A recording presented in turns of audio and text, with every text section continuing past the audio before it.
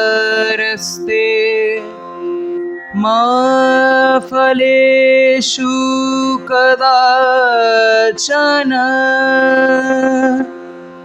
मा कर्मफलहेतुर्भुः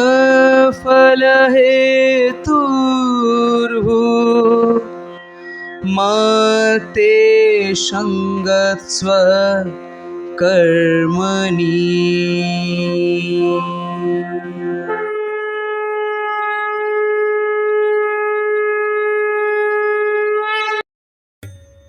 উপসাহিত্যের অমৃত সাগরে ভাসমান, চিরন্তন রাজনীতির আলোকে দীপ্যমান, যুগ যুগান্ত ভারতীয় হৃদয়ে প্রবাহমান ও সুসমৃদ্ধ সনাতন সভ্যতার চিরকালের মহাকাব্য হল মহর্ষি কৃষ্ণ দ্বৈপায়ন ব্যাস কর্তৃক রচিত মহাভারত।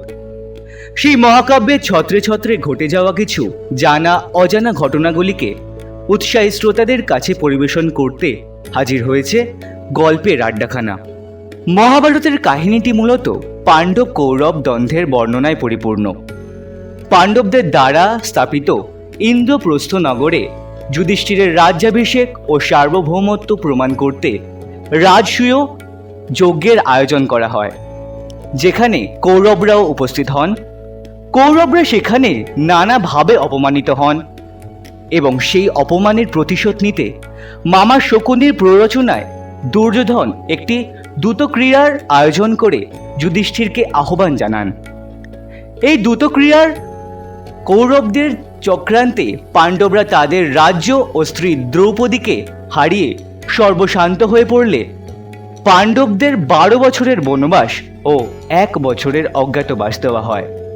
সেই অজ্ঞাতবাসে থাকাকালীন পাণ্ডবদের সঙ্গে ঘটে যাওয়া এক গভীর তাৎপর্যপূর্ণ ঘটনায় উঠে আসে যক্ষ ও যুধিষ্ঠিরের কাহিনীটি।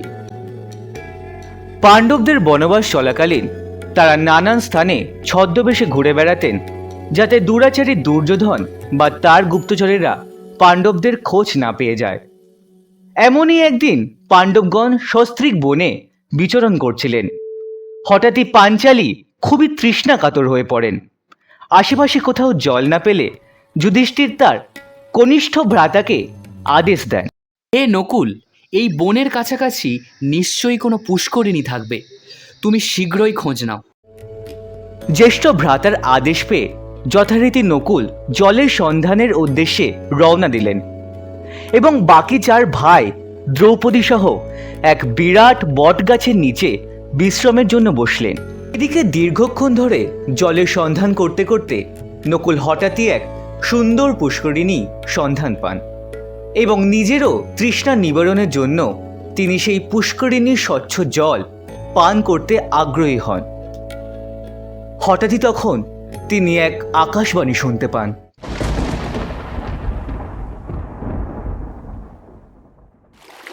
দাঁড়াও যুবরাজ, এই পুষ্করিণী আমার আদেশ ছাড়া তুমি এই পুষ্করিণী থেকে জল পান করতে পারবে না।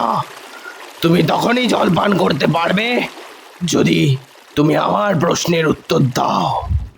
কাতর নকুল হাতের সামনে পুষ্করিণীর স্বচ্ছ জল দেখে সে আকাশবাণীকে উপেক্ষা করে এবং সে জল পান করতে উদ্যত হয়। যক্ষ তখন নকুলকে আবারও সাবধান করে এবং বলে, আর তুমি যদি আমার প্রশ্নের উত্তর না দিয়ে এই জল পান করো তবে তোমার সেই মুহূর্তেই মৃত্যু হবে।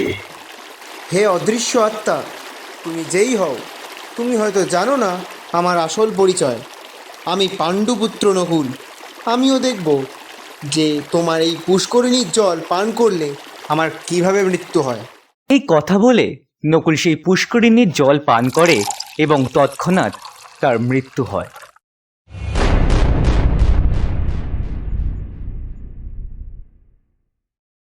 কি অধিক সময় পেরিয়ে গেলে নকুলের কোনো সংবাদ না পেয়ে সকলে খুব দুশ্চিন্তার মধ্যে পড়েন এবং দ্রৌপদী বলেন, হে আর্য নকুল এখনো ফিরলেন না। তিনি নিশ্চয়ই কোনো বিপদের মধ্যে পড়েছেন। আমাদের শীঘ্রই তার খোঁজ করা উচিত। দ্রৌপদীকে এত উতলা দেখে ভীমসেন মৃদু হেসে বললেন, ওহে পাঞ্চালী, তুমি অহেতুকই চিন্তা করছো। আমাদের পঞ্চপাণ্ডবকে পরাস্ত করার সামর্থ্য কারোরই নেই, সুতরাং চিন্তার কোনো কারণই নেই। না ভ্রাতা ভীম, দীর্ঘ সময় পেরিয়ে গেছে, সত্যি তো নকুল এখনও ফিরল না। আমারও মনে হয় ও কোনো বিপদের সম্মুখীন হয়েছে। সহদেব যথার্থই বলেছে ভীম, নিশ্চয়ই নকুল কোনো সমস্যায় পড়েছে। তুমি শীঘ্রই যাও, নকুলের খোঁজ করো। যথা আজ্ঞা জ্যেষ্ঠ। চলুন ভ্রাতা, আমিও আপনার সাথে যাব। বলে সহদেব ভীম সহিত নকুলকে খুঁজতে খুঁজতে সেই পুষ্করিণীর সামনে পৌঁছালেন। সেখানে নকুলকে মাটিতে অচৈতন্য হয়ে পড়ে থাকতে দেখে তারা বিচলিত হয়ে পড়েন।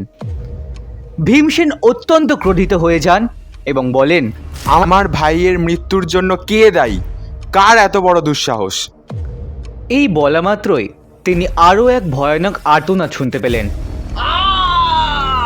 তিনি দেখলেন তার চোখের সামনে সহদেব অচৈতন্য হয়ে পড়লেন। এই দৃশ্য দেখে তিনি আরও ক্রোধান্বিত হয়ে পড়লেন এবং বললেন, এ কি সহদেব, কি হলো তোমার? চোখ খোলো ভ্রাতা, আমার সামনে আমার ভাইদের হত্যা করার সাহস কার? সামনে এসো। তখন সেই স্থানে যক্ষের আবির্ভাব ঘটে।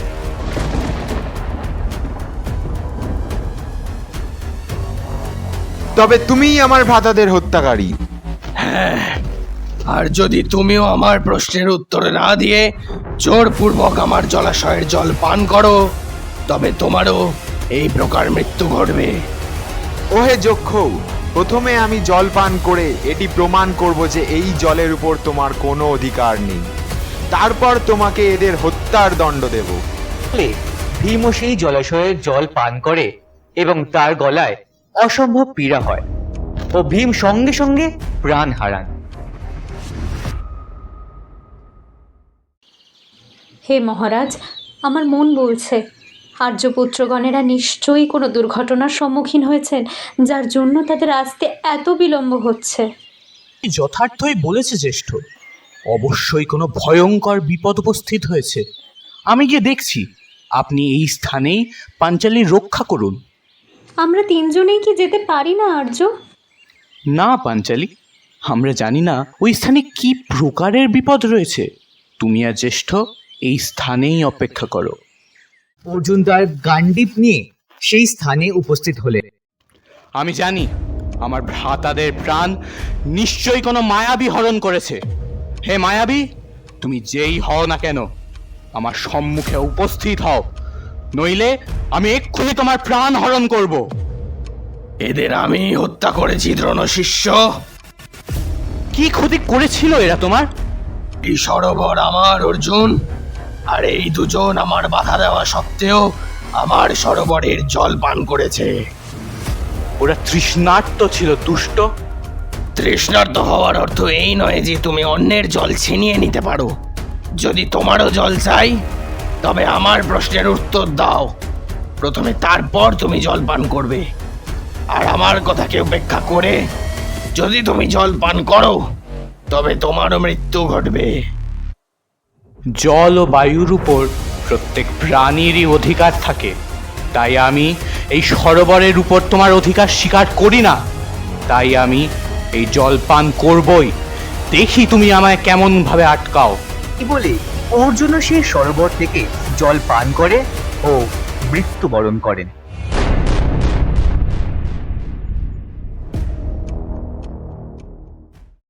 হস্তিনাপুরে পাণ্ডবদের মাতা দেবী কুন্তির মন খুবই বিচলিত হয়ে পড়ে। তিনি মহামন্ত্রী বিদুরকে বলেন, হে মহামন্ত্রী, আমার পুত্রগণ ও পুত্রবধূ নিশ্চয়ই কোনো বিপদের মধ্যে পড়েছে। আমার মন খুবই অস্থির হয়ে রয়েছে। কোনো চিন্তা করবেন না বধূমাতা, পাণ্ডবগণ নিজেরা দেবতাদের বরপুত্র। তাছাড়া বাসুদেব কৃষ্ণ ওদের সর্বদা সহায় রয়েছে, সুতরাং ওদের কোনো বিপদ আসতে পারে না। তাই যেন হয় হে বিদুর। হে মহাদেব, আমার পুত্রদের রক্ষা করুন ভগবান।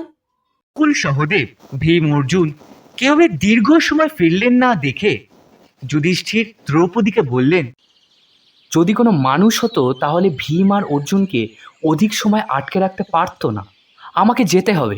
এই নাও এই বল্লম, তুমি নিজের সাথে রাখো, এই দিয়ে অন্তত তুমি নিজের প্রাণ রক্ষা করতে পারবে। আমিও সাথে যাব আর্য। না পাঞ্চালী, ওখানে কি বিপদ ঘটেছে তা আমাদের অজ্ঞাত।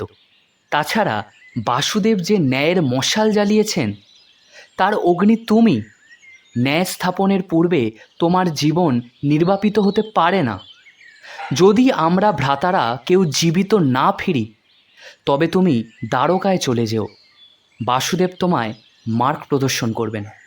বলে যুধিষ্ঠির তার 4 ভ্রাতাদের খোঁজার উদ্দেশ্যে রওনা দিলেন। তিনি যখন সেই পুষ্করিণীর কাছে পৌঁছালেন তিনি দেখলেন 4 ভ্রাতা মাটিতে মূর্ছিত হয়ে পড়ে রয়েছে। তিনি অবাক হয়ে বললেন, এ কি, কারো গায়ে তো কোনো আঘাতের চিহ্ন নেই, তবে কি সরোবরের জল বিষাক্ত? কিন্তু মনে তো হচ্ছে না। এ নিশ্চয়ই কোনো মায়াবীর কার্য। এই যদি বিধাতার লিখন হয় তবে তাই হোক। আমি কিছুতেই প্রিয় ভ্রাতাদের ছাড়া জীবন ধারণ করতে পারবো না। আমিও এই জল পান করে আত্মহত্যা করব।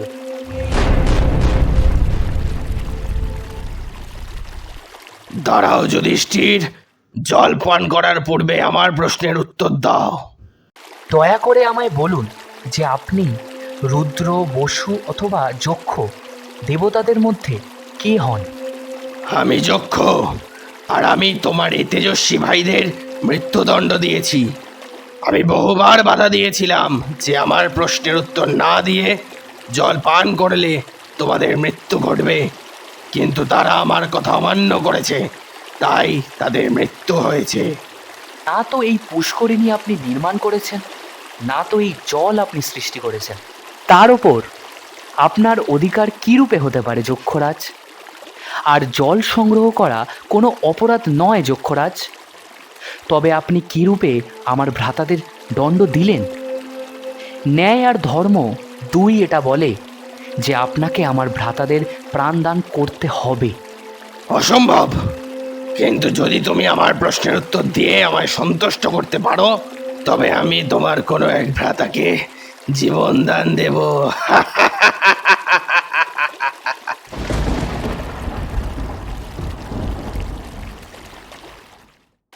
কি প্রশ্ন যক্ষরাজ? পৃথিবীর থেকে ভারী কি? মাতা। আকাশের থেকে উঁচু কি? পিতা। পবনের থেকে উগ্রগতি কার? মনের। মৃত্যুর অর্থ কি? মৃত্যু কেবল এক ভ্রম ও মায়া। অসাধারণ যুধিষ্ঠির, তোমার উত্তরে আমি খুবই প্রসন্ন হয়েছি। সেহেতু আমি তোমার কোনো এক ভ্রাতাকে জীবন দান দেব। বলো, কার জীবন ভিক্ষা চাইছো তুমি? যদি এদের মধ্যে একজনই জীবিত হতে পারে তবে হে যক্ষ, আমি আমার অনুজ নকুলকে জীবিত দেখতে চাইছি। কিন্তু বাকি 3 ভাইদের মধ্যে নয় কেন? না যক্ষরাজ, মানুষের সবচেয়ে বড় শত্রু তো তার হৃদয়ের দুঃখ। যদি আমার 3 ভ্রাতা জীবিত না হয় তাহলে ভীম এই দুঃখ নামক শত্রু থেকে আমাকে কিভাবে রক্ষা করবে? বাস্তবে ভীম নিজের দুঃখে পরাজিত হয়ে নির্বলে পরিণত হবে। আর অর্জুন, সে যখন জানতে পারবে যে তার জীবিত থাকার কারণ তার 3 ভ্রাতার মৃত্যু, তখন ওর সাহস মিলিয়ে যাবে, শরীরে কম্পন জন্মাবে, হাত থেকে গান্ডীব হারিয়ে যাবে। আর যদি ভীম অথবা অর্জুনের প্রাণ ভিক্ষা আমি চাই তবে আমার মাতা কুন্তিরও দুঃখ হবে। তোমার মাতার দুঃখ হবে? আমার মাতার এক পুত্র জীবিত আছে যক্ষরাজ, আমি এখনো জীবিত। আর মহারাজ পাণ্ডুর 2য় পত্নীরও অধিকার আছে যে তার গর্ভজাত একটি সন্তান জীবিত থাকুক। আমার মাতার কুন্তিরও এটিই ইচ্ছা। এই কারণে যক্ষরাজ, যদি আপনি একটি মাত্র ভ্রাতাকে জীবিত করার বরদান দিয়ে থাকেন তাহলে আমার কনিষ্ঠ ভ্রাতা নকুলকে জীবন দান দিন। আবির্ভাব হলো ধর্মরাজের।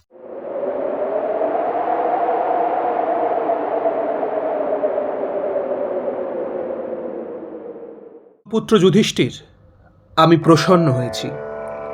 আমি হলাম ধর্মরাজ। কুন্তি আর পাণ্ডুকে প্রসাদ রূপে তোমায় দান করেছিলাম। সেই দিক থেকে আমি তোমার ধর্মপিতা, আর আমি গর্বিত আমার ধর্মপুত্রের ওপর। আমি তোমার সমস্ত ভ্রাতাদের প্রাণ দান করছি।